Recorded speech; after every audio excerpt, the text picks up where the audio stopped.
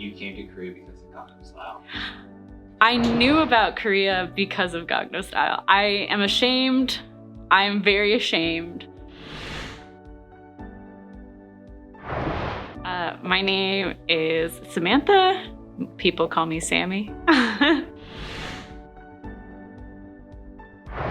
I'm from America. I grew up bouncing between Chicago and Indiana.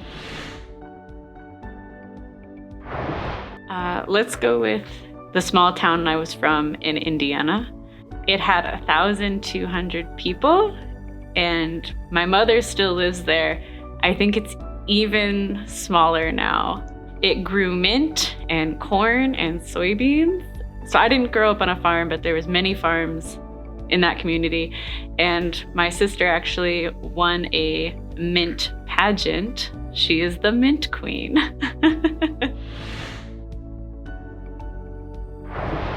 I feel like this is gonna sound really privileged because it is. I am like average in every way in America. So it was never hard for me to find things that fit me or that were in my particular style, because grungy flannel is not hard to find.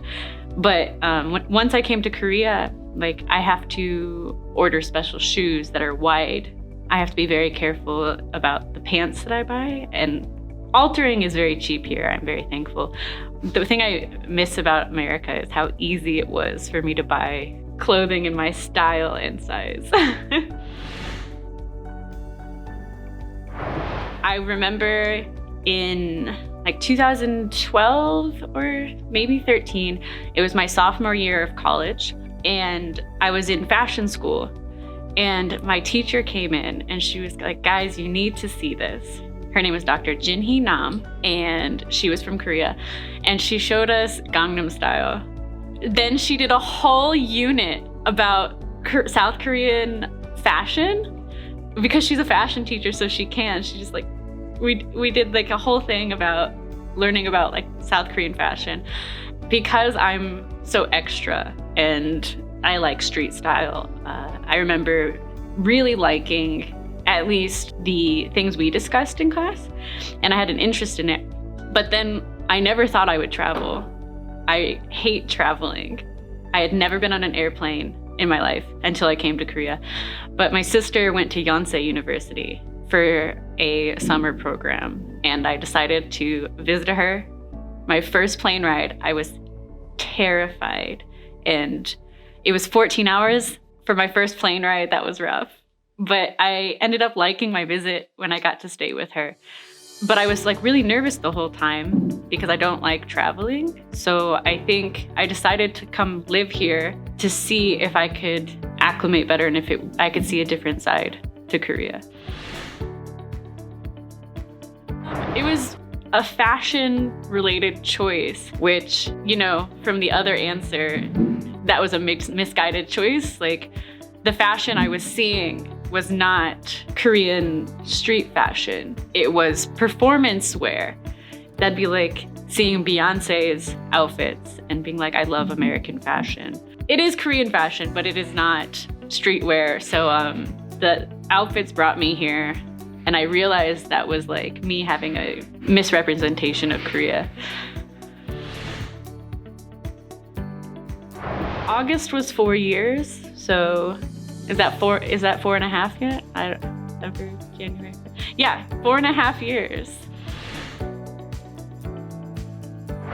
This is really hard to just make a general answer because, like, you know, even between American cities, there's huge differences. I know in Seoul, these differences are smaller. Where I live now, I know the amount people notice things is much higher than what I'm used to. In America, I could literally have like the brightest hair and the brightest outfit and people kind of wouldn't be fazed.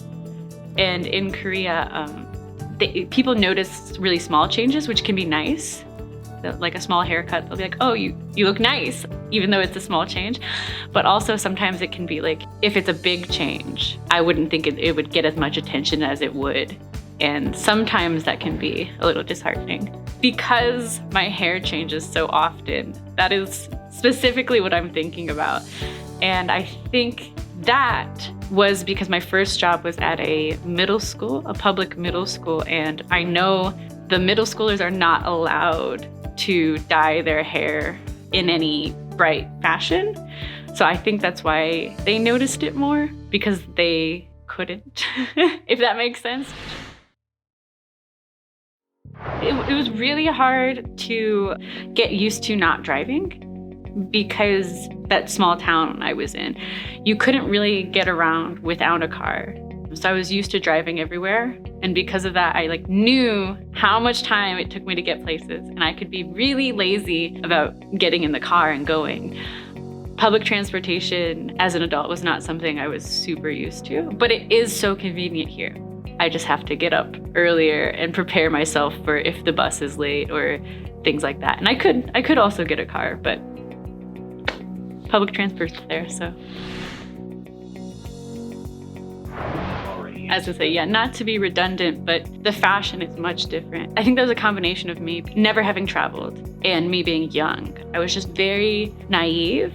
And of all the things to be naive about, I feel like I was very lucky that that isn't something super detrimental to me liking the culture. You know, I had an unrealistic fashion expectation, as opposed to if I had an unrealistic work life expectation, it would be much more difficult. So that wasn't too hard to deal with. But I think America has this way of making everything America does seem like gold.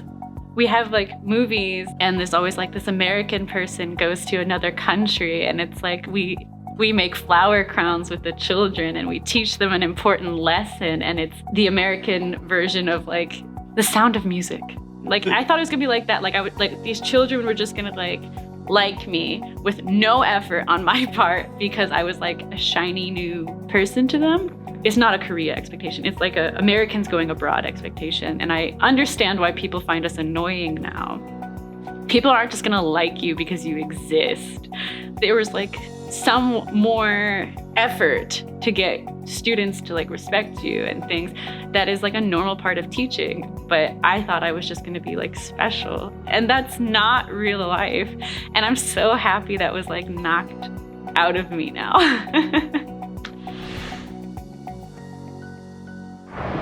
There's good parts and bad parts. With the hair, like I said, there's not a moment that I won't go somewhere and grab attention. And I came here when I was young, and that's kind of fun. When you're young, you're you feel like a little celebrity, but it can become a lot mentally to not be able to blend in. And I feel in America, we always talk about how nice it is to be different. And it was a goal of every person to be different and stand out. I didn't know what that meant until I was a foreigner in another country. I can't blend in if I wanted to. You stand out as a foreigner, and it can be good and bad. You also, it's hard to realize, subconsciously, that when people know me, not just on the street, I'm representing not just myself. So in America, if I do something silly or a mistake, they're that's Sam being a mess. That's Sam, she's clumsy. Or that's her interest. But a few times people have been oh, Americans must do that because Sam did it. And I was no. Americans are not always like me. I don't know if that's a good or a bad thing, but it is something that's I never considered before I came here. And I don't think it's something you can prepare for before living it. People tell you, oh, you're representing your country, and you don't understand the entirety of what that means. It's actually harder than I thought to be a seamstress, or especially a cosplayer in Korea, because it's such a new, not a new thing, but Comic-Con isn't very big here. And when I'm ordering supplies for sewing or Comic-Con, they have different names, and I can kind of Google them and try to search for them, but they're not common things people need. So to this day, there's very basic sewing supplies that I have to order from Amazon and give Jeff Bezos my money. And I don't want to do that more than necessary, but interfacing is really hard. I can get around it by going traditional markets. They have a lot of sewing supplies in, especially Daejeon, near Daejeon Station or Dongdaemun Fashion Plaza has a lot of supplies, but it's quite a trip, whereas, home supplies are more readily available. I do think if I lived in Seoul, I would be able to have more of a fashion expression in the way that I present myself. I am kind of like a baby goth, if I can self-describe myself in that way. So I remember the first time I wore black lipstick in Daejeon, and my Korean was not good, but I think some man thought I was a witch. And he was pointing and getting other people look, she's got, and he was saying eep over and my lips were black. And I just wanted to hide and get on the bus as quickly as possible, because he didn't get on the bus. My sister was with me. We get on the bus as quickly as possible, and I'm just trying to be as small as I can. And it was something I wouldn't experience back home, because it's not super abnormal to see dark makeup. But it was kind of encouraging that the teenagers that were sitting behind me were also annoyed. So that's not a normal Korean reaction, to react that strongly to different fashion. I think the younger generation, as they're wont to do, is more accepting of different fashion things. But yeah, if you're not in Seoul, fashion is pretty linear. There's not much variation as opposed to what I'm used to back home. Oh, I am actually so thankful that I came to Korea. It helped me grow up. Not that I was ever felt like I was a bad person, but I'm pretty naive, especially at the time I came here. And I don't know if all of that would have gone away in the way it did if I hadn't branched out and been to Korea. Also, the kindness in Korea does just surprise me daily, strangers. And I think this might also be, again, a privilege because I look like a foreigner that they would expect. Yes, I am a white, thinnish, non-threatening woman. So I'm foreigner level 1, the easiest level. So I'm gonna have the easiest time. And I do have a lot of people willing to help me, or just in general being very kind to me in the public, which is nice. I think it helped me adjust as, I was gonna say smoothly as I did, but it wasn't a smooth transition. It was not. I will say, just from personal experience and talking with friends who this affects on a more regular basis than me, the reluctance in law and in daily life for LGBT issues to be either taken seriously or even accepted is kind of hard to deal with, because I have so many people close to myself personally who it affects. Just today, there was a news article released about how there was a transgender soldier in the army who had committed suicide because of backlash and things surrounding her situation. So it's always really hard for me to see that in any context. I think while it is an issue America faces as well, in Korea it just feels a little stronger. Though I am thankful that when people do protest these things in Korea, it tends to be in less violent ways than I've seen recently in my own country. It's still something, if I could change, I would hopefully open them to accepting their fellow people. I will say though that I don't know if you asked this or if it's on your questions, the saddest thing to happen to me in Korea was I was at Pride and a woman came over and pushed my sister down. And I was so upset. And she was a protester who had come in, and that's the only violent type of protest I've seen, and it was a shove. She just pushed her down. And she said in Korean that foreigners were bringing gayness to Korea. And I have since learned that's a common thread, how people will deal with this in their mind, blame it on foreigners. And that was a real sad day. I feel like my confidence has changed. I won't say it's shrank or increased. I'll say it's kind of migrated, if that makes sense. A lot of my confidence came from being different in America. Like I said, I'm very average. middle of the road person in America. So I thrived on being different in a way to be noticed, like also I'm a twin. That probably motivated me to want my appearance to be different. You always have to be the something twin, the smart twin, the athletic twin. Being the fashionable twin was good for me. I liked it. My confidence was in being different. I was very confident there was no one that was gonna match me, and I had my own place. In Korea, now that I've realized that's not what I want, I don't want this attention of being different and never fit again. I feel like my confidence has moved into me as a person.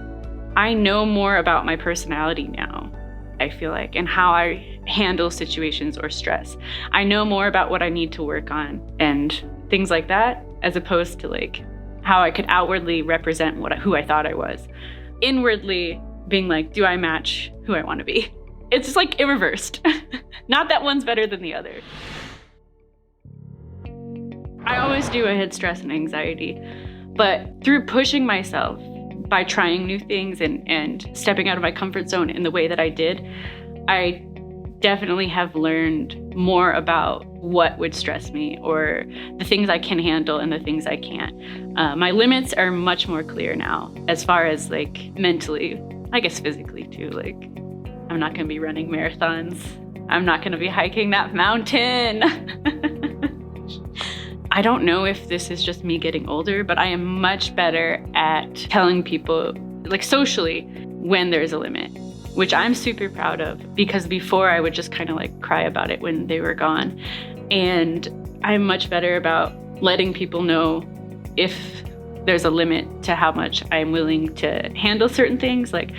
It sounds really sad, but it could also just be yes, we can go to Noribong, but only for an hour. I'm very much better about expressing myself in that way. There's two groups of Americans when you would ask this question, I think. In America, there's people who love America and are willing to overlook a lot of things for America. And then there's the opposite group where there's people who are yes, it's my country, but they see all the problems with it. And sometimes both can be harsh, digging at your country or uplifting your country too much.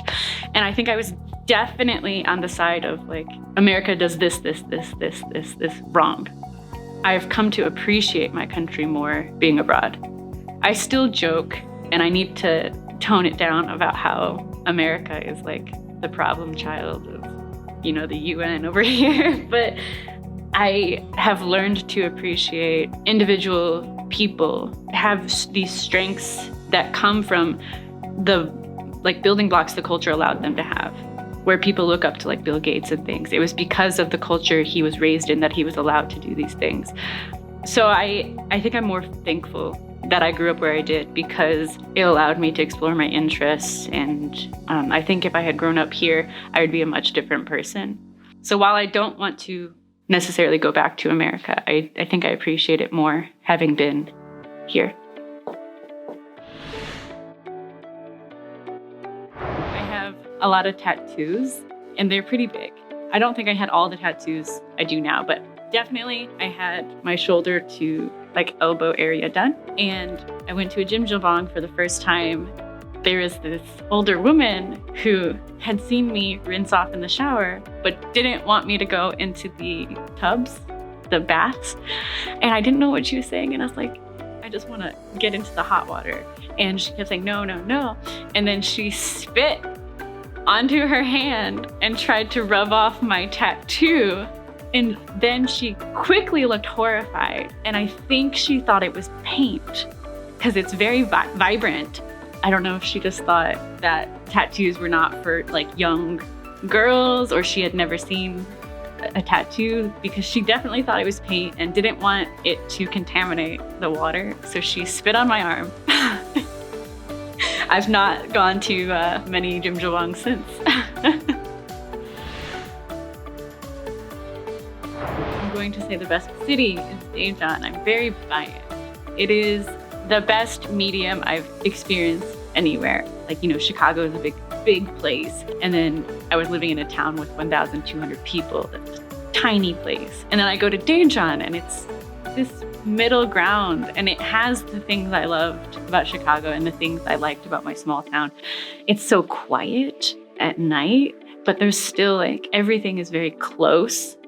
Oh, I love it. That's my favorite city. But like my favorite place in general that I'll probably just like keep going to always and always want to go to is my favorite pizza place in Daejeon is Johnny's Pub. And I think they have the best pizza in Korea. I'm gonna stick to that. It's not even Chicago style pizza. I'm blasphemous. It's New York. Can you imagine? New York style pizza. It's delicious. Shame. It's a very real possibility that I'll be leaving soon. And I think what I'll miss the most is I kind of feel like Korea is a halfway to actually living abroad for me, in that there's so much English here. Things were difficult at first, but once I applied myself, even with a minimal Korean ability, just reading Hangul and knowing English, people are so willing to work with me. Many companies, their applications, their signage is in English. I feel like other countries, that won't be the case. I feel like it was easy to live here, and I have convinced myself I can live in another country with that might not be true. It might not be as accommodating as things are here to English speakers.